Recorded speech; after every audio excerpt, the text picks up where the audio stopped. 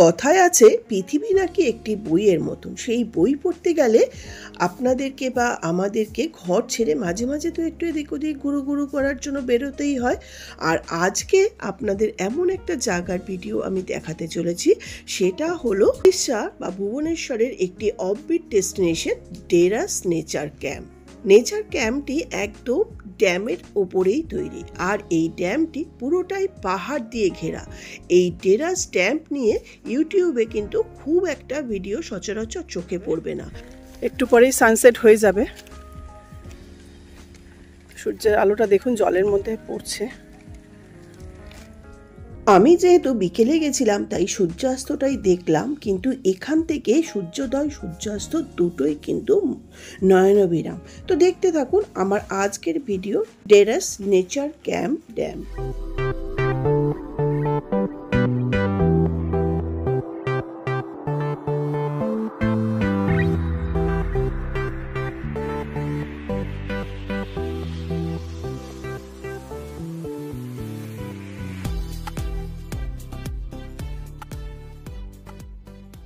নমস্কার বন্ধুরা, রসে বসে বাঙালিয়ানাতে আমি সুজাতা সবাইকে জানাই সুস্বাগতম। আশা করি প্রত্যেকেই ভালো আছেন, আমিও ভালো আছি।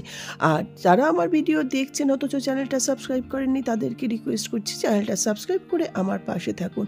ভিডিওটা ভালো লাগলে ভিডিওটা লাইক করবেন, বন্ধুদের সঙ্গে শেয়ার করবেন ও চ্যানেলটিকে সাবস্ক্রাইব করে আমাকে এনকারেজ করবেন। তো শনিবার আর রোববার ছেলের যেহেতু অফিস ছুটি থাকে, আর আমি যেহেতু ভুবনেশ্বরে এখন রয়েছি, তো ভুবনেশ্বর নন্দনকানন চত্বরে রয়েছি। এখান থেকে জাস্ট 18 থেকে 20 কিলোমিটার দূরেই আছে ডেরাস নেচার ক্যাম্প ড্যাম। এই ড্যামটা যেতে কোনো কিন্তু পাবলিক ভেহিকেল নেই। তো সকাল সকাল আমরা ব্রেকফাস্ট করার জন্য ছেলে বলল যে এরকম আলু ডিম দিয়ে স্যান্ডউইচ যেটা বানাই সেটা বানাতে। তো সকাল সকাল ব্রেকফাস্ট এই স্যান্ডউইচ আর চা কফি এই সমস্ত খেয়ে জুস টুস নিয়ে আর জলের বোতল নিয়ে আমরা বেরিয়ে পড়লাম স্নান টান করে। তো দেখুন স্যান্ডউইচটা বানানো ভিডিও আমি অলরেডি ইউটিউবে আপলোড করে দিয়েছি, যারা দেখেননি তারা অবশ্যই দেখে নেওয়ার রিকোয়েস্ট ছিল তাদেরকে। আর আমি এইটাই হলো আমার ব্রেকফাস্ট ছিল সেদিনকে। ব্রেকফাস্ট শেষ করে এই ছেলেকে দিয়ে দিলাম সস দিয়ে, আমরাও এই সেম ব্রেকফাস্ট আর কফি খেয়ে নিলাম। আর এখানে প্রচণ্ড গরম, বাড়িতে রান্না করিনি, বাইরে লাঞ্চ করে তারপরে বিকেল আমরা চলে গেছিলাম ওই ডেরাস ড্যাম। আজকে স্যাটারডে, ছেলের ছুটি, তো আমরা বেরোচ্ছি এখন। ফোনে চার্জ ছিল না, একটু লেট হয়ে গেল। রোদ আছে আবার মেঘ, দেখা যাক। এই যে তিনি বেরোবার আগে গাড়ি মোছামুছি এতক্ষণে হয়ে যেত না, 100% চার্জ। দেখুন কর্তামশাই যখন গাড়ির কাজ টাজ মুছছে, আমি ছেলের বাড়ির সামনে এত সুন্দর ফুল ফুটে আছে, আমি একটা সেলফি তুলেই নিলাম। তারপরে আমরা লাঞ্চ করব, তারপরে আমরা ওই ডেরাস নেচার ক্যাম্প ড্যাম্পের উদ্দেশ্যে রওনা দেব। ছেলে যেহেতু রাস্তা চিনিয়ে নিয়ে যাবে, তো ছেলে আর বাবা সামনে বসলো আর আমি পেছনে বসে গেলাম। ভুবনেশ্বর স্টেশন থেকে ডেরাসের দূরত্ব মাত্র 20 কিলোমিটার, সময় লাগে 30 থেকে 40 মিনিট। এখানে সরাসরি কোনো পাবলিক ট্রান্সপোর্টের ব্যবস্থা নেই, তাই আপনাদের সারাদিনের জন্য একটা গাড়ি ভাড়া করে নিতে হবে। যেহেতু আমি কলকাতা থেকে নিজের গাড়ি নিয়ে এসেছি, তো আমাদের গাড়িতেই আমরা যাচ্ছি। প্রথমে আমরা একটা ধাবায় লাঞ্চ করব, তারপরে আমরা কিন্তু টেরাসের উদ্দেশ্যে যাব। কিন্তু এখানে পাবলিক ট্রান্সপোর্ট না থাকলেও রাস্তা কিন্তু দুর্দান্ত ভালো। চারিপাশে শুধু জঙ্গল আর এই যে হাইওয়ে। গাড়ি রেখে এখন জানি না কোথায় যাব, ছেলেই বলতে পারবে। ছেলের বাড়ি থেকে 8 থেকে 10 কিলোমিটার দূরেই ছিল ভুবনেশ্বর ব্যাঙ্গালোর এক্সপ্রেস ধাবা। সেই ধাবাতেই ছেলে নিয়ে আসলো। প্রথমে ভাবলাম এই জঙ্গলের মধ্যে কোথায় নিয়ে যাচ্ছে, ছেলেকে জিজ্ঞেস করাতে বললো তোমাকে এই জঙ্গলেই ছেড়ে দেবো। তারপরে এত সুন্দর একটা ধাবা দেখে না মনটা জুড়িয়ে গেল। তো ভেতরে যাব, তার আগে মানে ভুবনেশ্বর ব্যাঙ্গালোরের সাথে কি সম্পর্ক সেটা ঠিক বুঝলাম না। ধাবাটা একদম একটা ট্রেনের কম্পার্টমেন্টের আদলে। খাবার ভেতরে ঢুকে যাই আগে, তারপরে কি খাচ্ছি সেটা সম্পূর্ণটা শেয়ার করব। তো বাইরেও খুব সুন্দর করে সাজানো, বিকেলে যারা আসবে ধাবায় তারা বাইরেও বসতে পারবে। প্রচণ্ড হাওয়া, এখন যদিও প্রচণ্ড রোদ গরম। তো আমরা এখন ভেতরে ঢুকে যাচ্ছি। এই যে দেখা যাচ্ছে ভুবনেশ্বর ব্যাঙ্গালোর এক্সপ্রেস, এটার ভেতরে আপাতত যাই। আপাতত আমি এখন ঢুকছি এর ভেতর।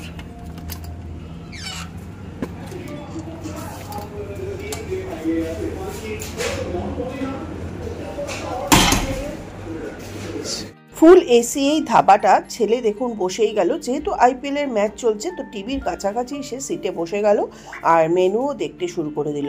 ওরই পছন্দ অনুযায়ী মেনুতেই আমরা সেদিনকে লাঞ্চটা করলাম। লাঞ্চটা কিন্তু বেশ ভালো ছিল। এরকম জঙ্গলের মধ্যে এত সুন্দর ধাবা, তার উপরে এত সুন্দর খাওয়া দাওয়া। যেহেতু প্রচণ্ড গরম ছিল, প্রথমেই আমরা নিয়ে নিলাম যে সোডা লাইম বা মোহিতো যেটা বলে সেটা, মানে মিন্ট সোডা লাইম যেটা বা মোহিতো, সেটাই নিয়ে নিলাম।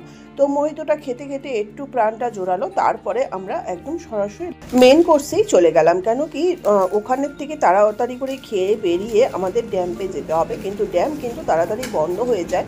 তো যাই হোক, ওদেরকে অর্ডার দিলাম। ছেলে তখন একটুখানি অল্প অল্প সিপ করে ওই মোজিটো খাচ্ছে।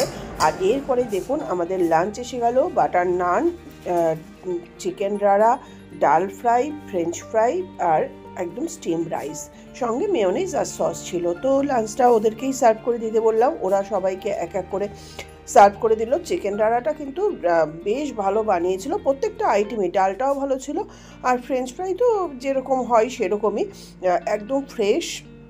তো সমস্ত কিছু এনে আমাদেরকে ওরাই সার্ভ করে দিল। তো লাঞ্চটা খেয়েই কিন্তু এদিকে টাইমও হয়ে যাচ্ছে, যেহেতু স্যাটারডে ছিল একটু দেরি করে উঠেছি আর হেভি ব্রেকফাস্ট করা হয়েছিল, ওই জন্য তখন 2:30 থেকে 3টেই বেজে গেছিলো আমাদের লাঞ্চ করতে। তো লাঞ্চটা খেয়েই তাড়াতাড়ি করে বেরোতে হবে, কেন কি ওই নেচার ক্যাম্প কিন্তু 4:30-র সময় বন্ধ করে দেয়। ভেতরে 5:30 পর্যন্ত যদিও থাকা যায় এই গরমকাল বলে, কিন্তু 4:30-র পরে কিন্তু আর ওখানে এন্ট্রি হয় না, টিকিট করে এন্ট্রি করতে হয়। তো দেখুন আমাদের খাবার সার্ভ করে দিচ্ছে, নান আর চিকেনটা আগে দিয়ে দিল, তারপরে আমরা রাইস দিয়ে, ডাল দিয়ে আর ফ্রেঞ্চ ফ্রাই দিয়ে খাবো, এটাই কথা হয়েছে। তো চিকেনটা দিয়ে আগে নানটা খেয়ে নিচ্ছি, সঙ্গে অবশ্য অল্প অল্প করে একটু ফ্রেঞ্চ ফ্রাইও খাচ্ছি। ফ্রেঞ্চ ফ্রাইটা দারুণ ক্রিপসি বানিয়েছিল, মানে প্রত্যেকটা আইটেমই খুব ভালো ছিল। যাই হোক, লাঞ্চটা সেদিনকের মতন কিন্তু দুর্দান্ত হয়েছিল।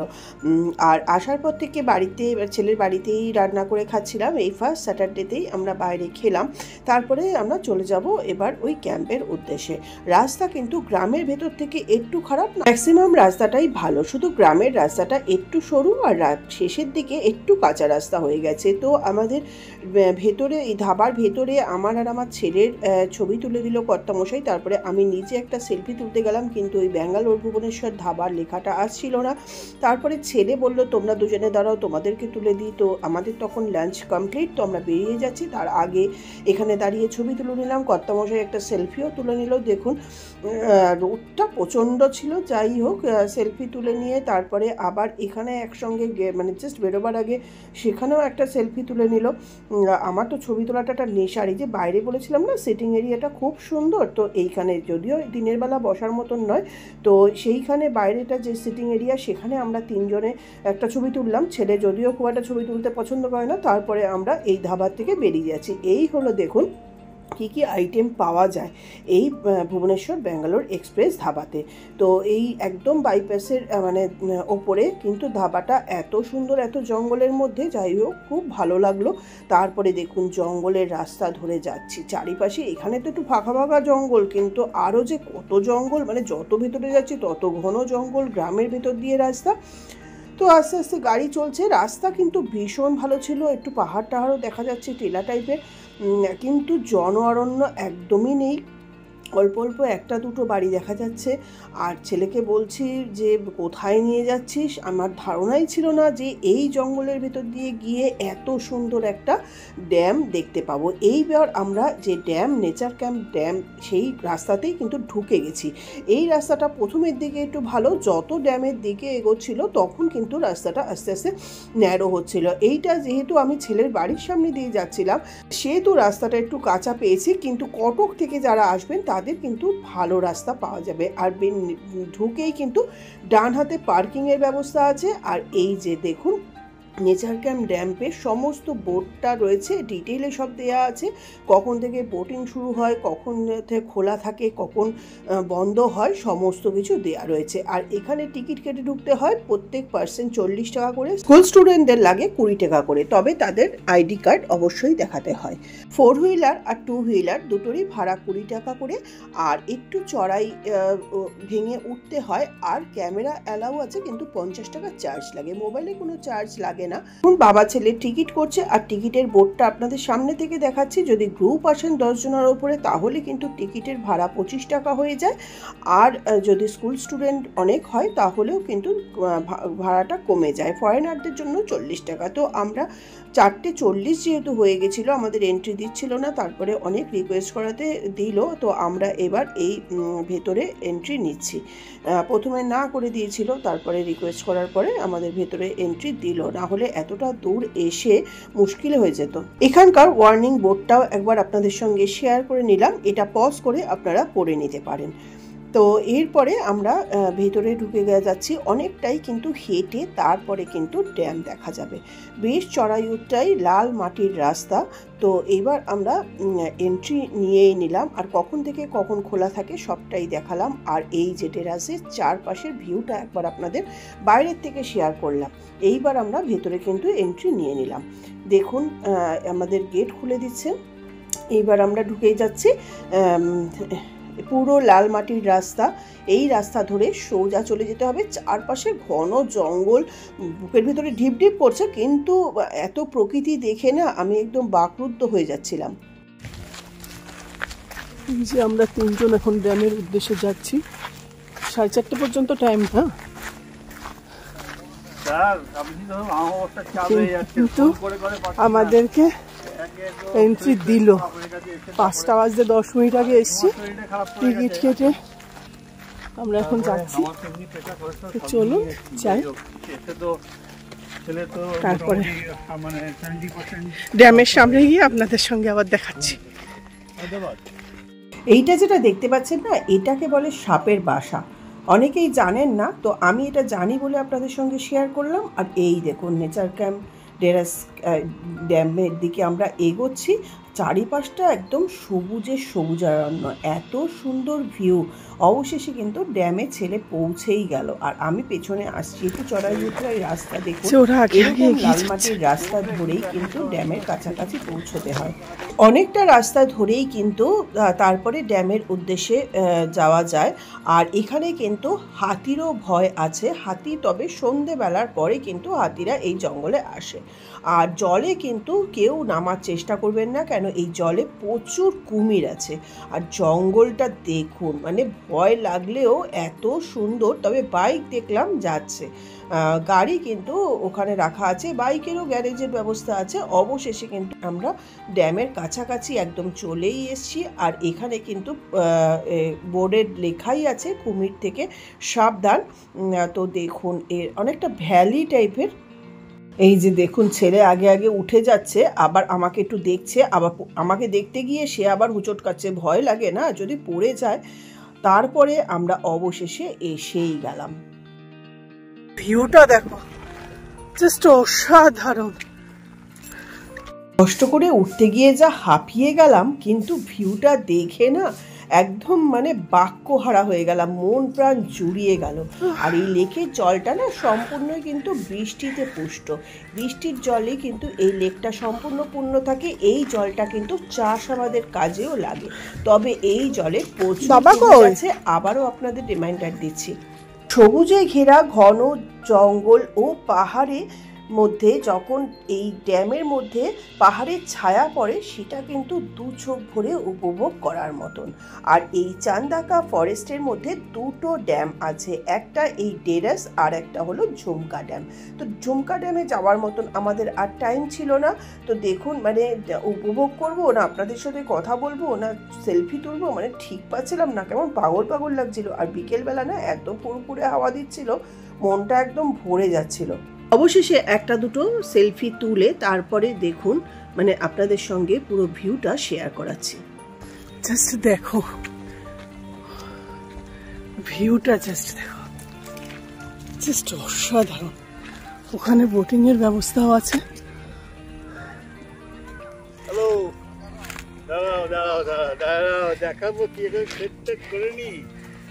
পুরোটা ঘুরিয়ে দেখিয়ে দিচ্ছি।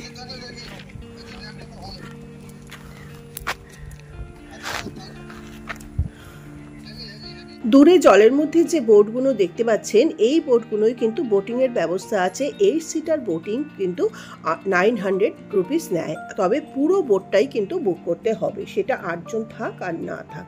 এই ড্যামের ভেতরেই কিন্তু আছে একটা সুউচ্চ শিব মন্দির, কিন্তু আমাদের সময় ছিল না বলে সেটা আমরা যেতেও পারলাম না, দেখতেও আপনাদের সঙ্গে শেয়ারও করতে পারলাম না। আর ড্যামের মধ্যে দেখুন সূর্যাস্ত হতে চলেছে, আর সূর্যাস্তের আলোটা যখন পড়ছে না, আর চারপাশের ভিউজ তো সুন্দর, একটা অফবিট ডেস্টিনেশন থাকলে উড়িষ্যায় তো চলে আসুন না। যারা এই এখনো পর্যন্ত এই ডেরাস ড্যাম আসেননি তারা অবশ্যই একবার ভিজিট করুন, এই রিকোয়েস্ট করলাম। ছেলে এত সুন্দর একটা ভিউ দেখালো।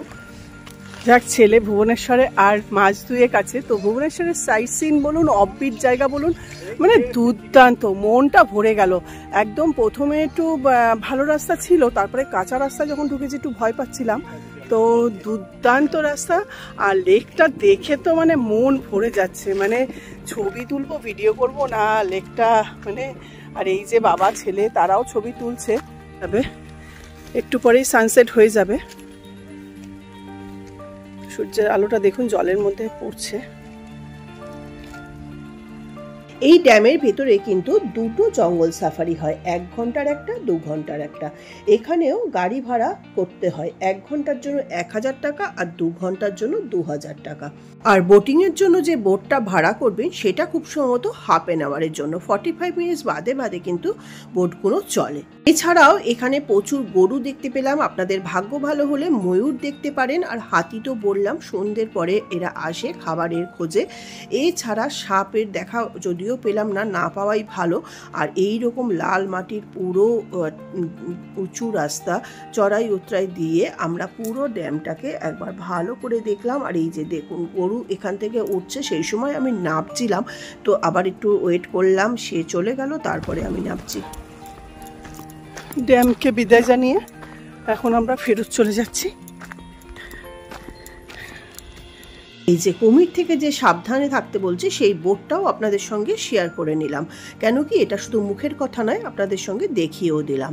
তো এইটা দেখার পরে আমি তো বললাম বাবা বোটিং করার টাইম হয়নি তো ভালোই হয়েছে, আমার এমনি জলে ভয়, তারপরে আবার কুমির রয়েছে। আর দেখুন এইটা এখন পুরো শুকনো, সেপ্টেম্বরে আসলে, জুলাই আগস্ট সেপ্টেম্বরে কিন্তু এখানে জল পাওয়া যায়। আর এই যে নেচার ক্যাম্প ডেরাস, যে এইখানে এই রাস্তাটা দিয়েই আমরা হেঁটে এবার আমরা আবার বাড়ির উদ্দেশ্যে রওনা দেবো। তো বাড়ি তো আসিনি, এখান থেকে আবার গেছিলাম সাংঘাতিক দুর্গম জায়গা, সেখানে শপিং করলাম, তারপরে মুভি দেখলাম, ডিনার করলাম, মানে পুরো দিনটা খুব ভালো করে এনজয় করলাম। আর সব থেকে আমার ফেভারিট আমির খানের লাপাতা লেডিস দেখলাম, মনটা একদম খুশি হয়ে গেল। মানে স্যাটারডেটা এত ভালোভাবে এনজয় করলাম। ছেলের এখানে এসে প্রচণ্ড গরম, কিন্তু নিজের গাড়ি ছিল বলে এইটাই সুবিধা। প্রচুর বকও কিন্তু এখানে দেখলাম, নানা রকমের পাখির আওয়াজ পাচ্ছিলাম, কিন্তু পাখি খুব একটা দেখতে পাচ্ছিলাম না। বুঝতে পারছো চারপাশটা কেমন জঙ্গল, মানে সাংঘাতিক।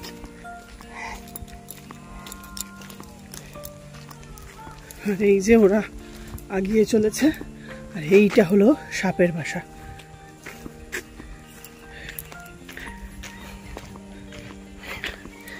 এবার আর তুলবো না, টাইম অনেক হয়ে গেছে, গাড়িতে উঠে তারপরে ফোন করবো। সানসেট তোলার মতন সময় নেই, রাস্তা খুব দুর্গম, আবার অতটা রাস্তা ব্যাক করতে হবে, 8 আর 3 11 কিলোমিটার। তো চলুন আমরা এখন যাই। আর এই যে বাঁদিকে যে লেখা ফলকটা দেখতে পাচ্ছেন, এটার বাঁ সাইড দিয়ে যে রাস্তাটা চলে গেছে, ওখানেই কিন্তু আছে কয়েকটা কটেজ। ওই কটেজগুলো মনে হয় ডবল বেডেড, আমি যাইনি যদিও। 3 থেকে 3,500 টাকা ভাড়া, তার সঙ্গে আছে ব্রেকফাস্ট, লাঞ্চ, ডিনার করতে পারবেন এখানকার লোকাল জিনিস দিয়ে। তো আমাদের যেহেতু সন্ধে হয়ে যাচ্ছিলো, বাবা ছেলে আগে আগে এগিয়ে যাচ্ছে, আমি আর রিস্ক নিলাম না, আমি ওদিকে আর গেলাম না, চলে আসছি। দেখেই বুঝতে পারছেন বোটটা কেমন অন্ধকার অন্ধকার, মানে সন্ধে নেমেই যাচ্ছিল, রোদ পড়ে আসছে। আর এই যে দেখুন গেটটা বন্ধ আছে, কিন্তু ওরা খুলে দিলে তবেই আমরা বেরোবো। ছেলে আর বাবা অলরেডি বেরিয়ে গেছে। আর এই যে এখান থেকে বেরোনো আর ঢোকার রাস্তা, টিকিট করেই অবশ্য ঢুকতে হবে। আর তারপরে দেখুন আমরা সোজা চলে যাচ্ছি কার পার্কিংয়ের ওখানে। আর একবার আপনাদের সঙ্গে চারপাশটা শেয়ার করে নিলাম। যদি সম্ভব হয় পুরীর থেকে অবশ্যই ঘুরে যাবেন এই নিরিবিলি সুন্দর একটা প্রাকৃতিক সৌন্দর্য দেখার জন্য ডেরাস ড্যাম্পে। আর ডেরাস ড্যাম্পের পাশেই আছে কিছুটা দূরেই ঝুমকা ড্যাম, এইখানেও কিন্তু ঘুরে দেখতে পারেন। তো যাওয়ার আগে এখানে যখন এসছি তো এখানের কিছু ছবি তো অবশ্যই তুলতে হবে, তো তুলে নিলাম। বললাম ছেলে আর কর্তামশাইকে যে ছবি তুলে দাও। তো এখানটায় দাঁড়িয়ে অনেকক্ষণ ছবি তুললাম, যদিও ভয় লাগছিল, কিন্তু যাই হোক ছবি তুলে নিচ্ছি। আর অন্ধকার হয়ে আসছিল বলে না সেইভাবে ছবিগুলো ঠিক আসছিল না, আর তাছাড়া ভয়ও করছিল চলেও আসবো। তো বললাম ফটাফট কয়েকটা ছবি তুলে নাও, তারপরে বললাম তিনজনেরই একটা ছবি তুলে নাও। তারপরে এরকমভাবে কয়েকটা ছবি তুলে, আর বোটিং তো করতে পারলাম না যেহেতু টাইমে হলো না, আর অন্ধকারের মধ্যে বোটিং করার কোনো প্রশ্নই ওঠে না। তারপরে যেখানে শুনলাম কুমির আছে, এখানে 8টার থেকে খুলে যায়, আপনারা কিন্তু তাড়াতাড়ি আসলে শিব মন্দির, বোটিং, তারপরে জঙ্গল সাফারি সমস্ত কিছুই কিন্তু করতে পারবেন। আর এই আসার আগে ছেলের বাবা ছেলেকে এখানে দাঁড় করিয়ে একটা দুটো ছবি তুলে নিল, সেটাও আপনাদের সঙ্গে শেয়ার করলাম। মানে অসাধারণ একটা অপূর্ব ড্যাম দেখলাম, আর মানে সেটার জলটা এত ক্রিস্টাল ক্লিয়ার, মানে আপনাদের বলে বোঝাতে পারবো না। তো কারোর যদি ইচ্ছে হয় পুরীর থেকে অফবিট ডেস্টিনেশন যেমন কোনারক, সাক্ষীগোপাল, এগুলো তো আমরা যাই, যদি অফবিট ডেস্টিনেশন দেখতে ইচ্ছে হয় বা নিরালায় একদিন রাত কাটাতে হয়, তাহলে অবশ্যই আপনারা চলে আসতে পারেন ভুবনেশ্বরের এই টেরাস ড্যাম। মানে মন প্রাণ জুড়িয়ে যাবে, এই কথাটা আমি অবশ্যই আপনাদের সঙ্গে বলছি। থেকেই যখন বেরোচ্ছিলাম রোদের সঙ্গে একটু মেঘ ছিল বলে দেখুন সানসেটের সময় একটু ঘোলাটে ওয়েদার, কিন্তু ওখানে লাইভ যে সূর্যের আলোটা জলের মধ্যে পড়ছিল না, দারুণ। আর এই যে গোল মতন জলের জায়গাটা, ওপর থেকে যখন উঠছি কর্তামশাইকে বললাম ছেলের সঙ্গে একটা ছবি তুলে দাও। তারপরে ওই গোল জায়গাটা কি বলে ওটা আমার নাম জানি না, ওখানে কিন্তু মোবাইলটা ঘুরিয়ে ঘুরিয়ে ছবি তোলা হলো। ভয়ও লাগছে কিন্তু আবার ভালোও লাগছে। তো আমরাও ঘুরছি, মোবাইলও ঘুরছে, ছবিও তোলা হচ্ছে, মানে দারুণ। জঙ্গলের ভিতরে ঢুকাচ্ছিস, এইগুলো একটু তোলা তো, পাথরের এইগুলো।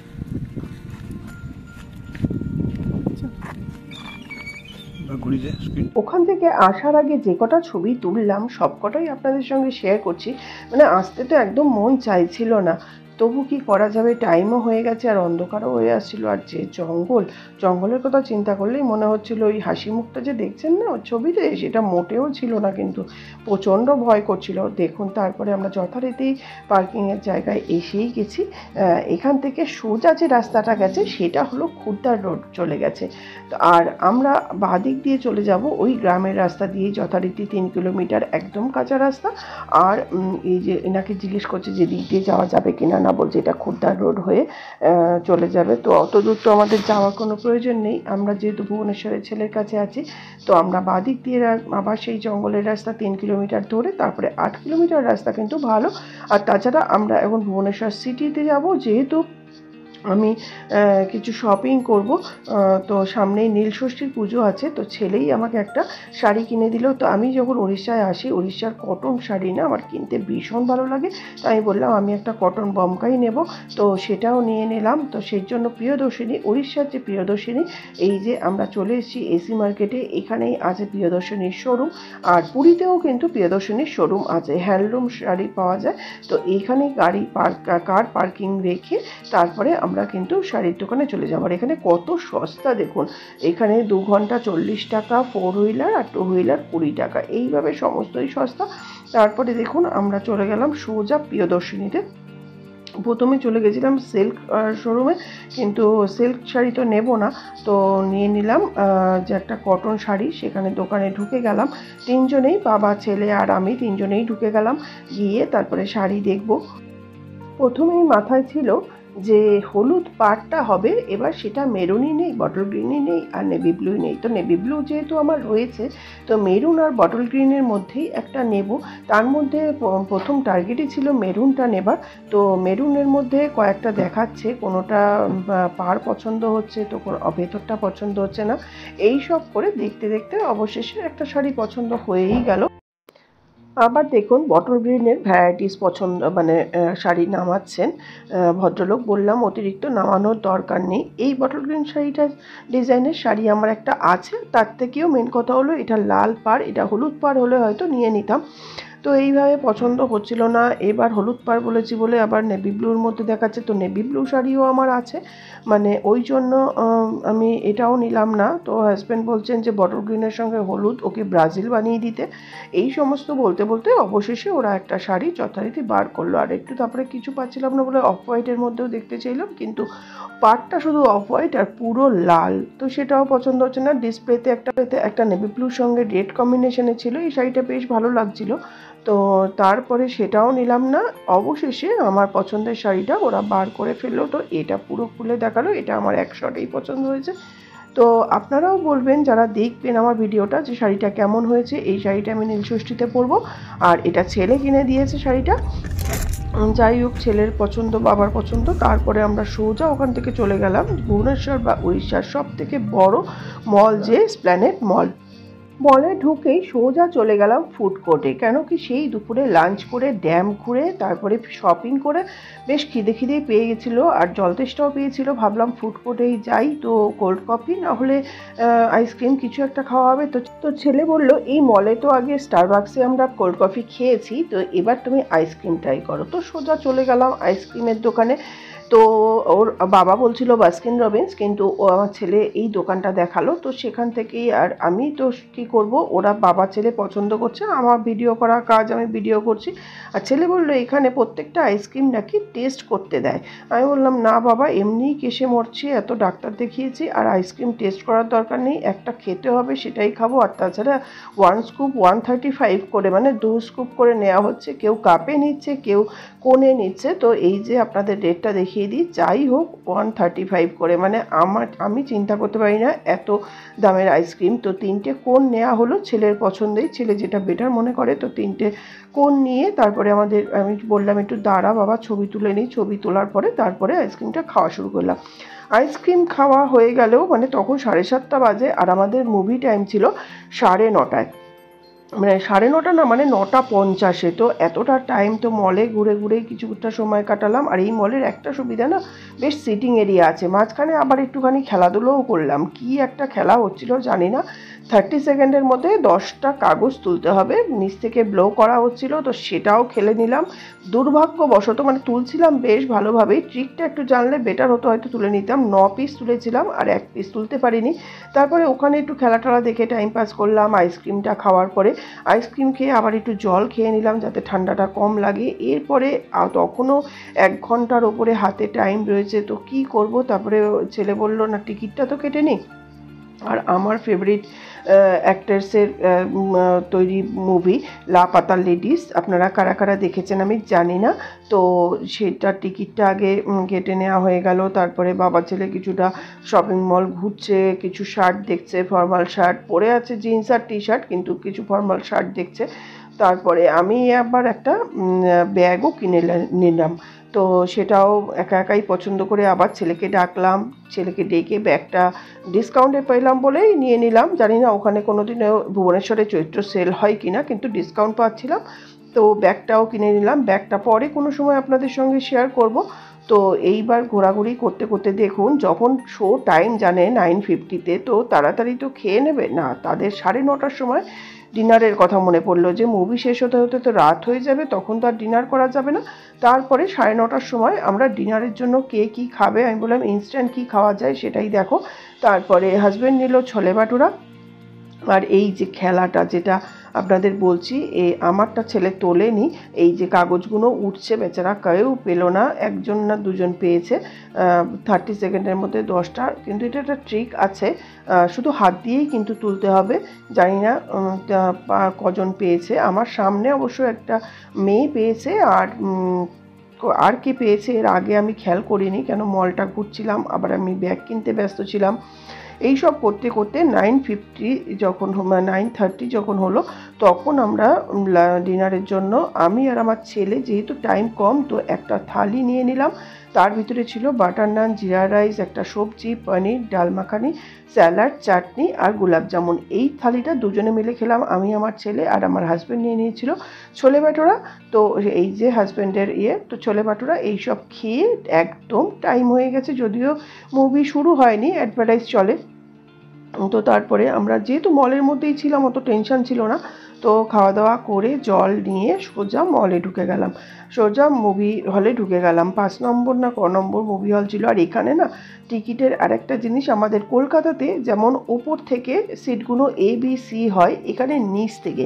তো আমরা যেই বলছে যে GH, আমি বললাম আরে বাবা GH তো একদম স্ক্রিনের সামনে হবে, তখন বলছেন না আমাদের ওপরে হলো GHI। যাই হোক, ওপরেই টিকিট কেটে নেওয়া হলো। এবার বাবা ছেলে দেখুন ভেতরে ঢুকছে, হাজব্যান্ড বলছে মোবাইলটা এবার দয়া করে অফ করো, কেউ কিছু বললে তখন মুশকিল, এমনি অন্য স্টেটে রয়েছি। তারপরে ঢুকেই গেলাম। তারপরে এই যে বাবা ছেলে বসে গেছে, মধ্যখানের সিটটা আমার।